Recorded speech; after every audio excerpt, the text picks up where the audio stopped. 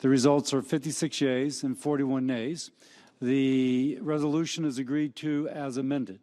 It's a vote that could eventually see the end of the US support of the Saudi-led war in Yemen. The Senate is led by Republicans, but the vote in favour of the bill bridged the divide.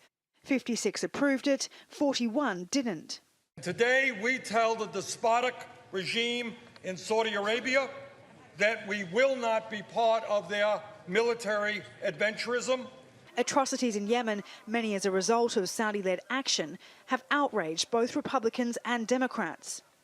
But there's unhappiness with Riyadh over the Jamal Khashoggi killing too, and particularly the Trump administration's unwillingness to hold the Saudi Crown Prince bin Salman responsible.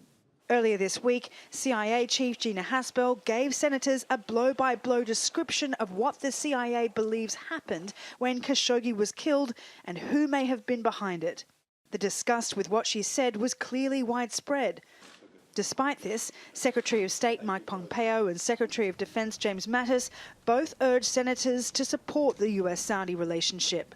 But most Republicans and Democrats weren't convinced. This administration is pursuing a disgraceful policy with reference to the Khashoggi murder and the many murders that are occurring in Yemen. And all we had here today was more disgraceful ducking and dodging by the Secretary.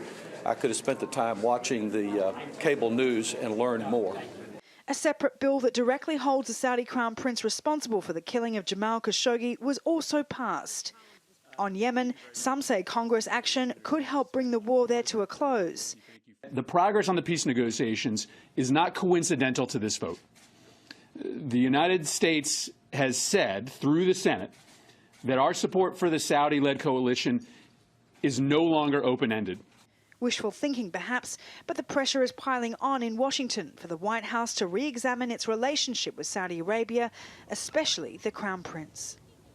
This vote may be a first for the Senate, but it still has a way to go. It has to pass the House, and the Republican leaders there have taken it off the agenda.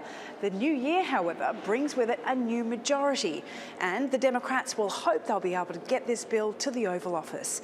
Sally Ayhan, TRT World, Washington.